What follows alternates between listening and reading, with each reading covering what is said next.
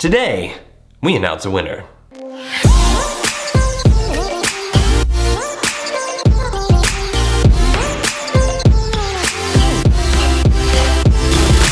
What's up, human beings? Welcome to Stoke Shed. I actually don't know if that's the tagline that I want to go with. Let me know in the comments below if it's really stupid. Today, I would like to conclude the GH5s saga.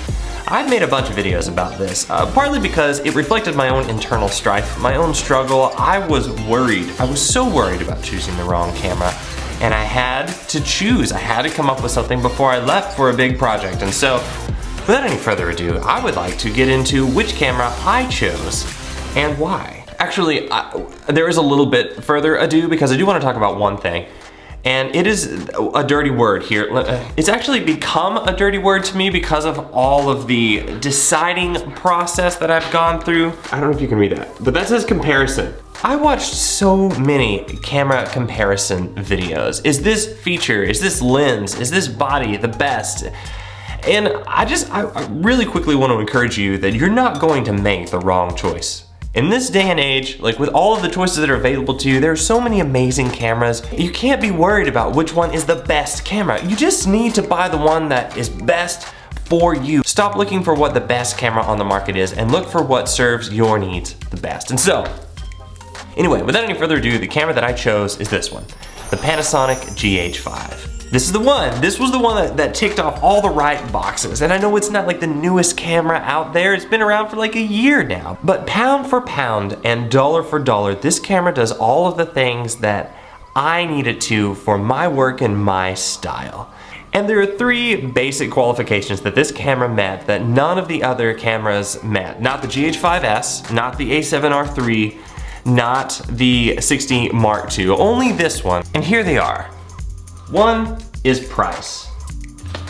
I got this camera for way too little money. I bought it used, but I had the full warranty and everything. And that was important to me because I had a lot of other stuff that I needed to buy too. And there is no one camera to rule them all anyway. I just knew that I needed a camera for the next few months to get me through a variety of different sorts of projects as I kind of build a name for myself here in the community. And this was cheap enough that I could buy lenses, stabilization, ND filters, other random things. Number two, versatility. Not only does it take good pictures and great video, but it takes lots of different kinds of pictures and video. I've got great time-lapse functions. I've got great burst modes and really fast burst rate and good autofocus for pictures. But for video also, I don't just have like 400 megabits per second cinema 4K, which is great for like product videos and short spots where you need high quality and need to do a lot of color grading.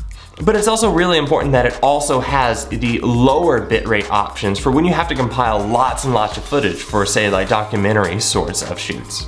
This was a big deal that it could do all of these different things. And no other camera on the market, not even the A7RIII, is capable of as many things at the level that the GH5 is capable of. Number three, that I was still.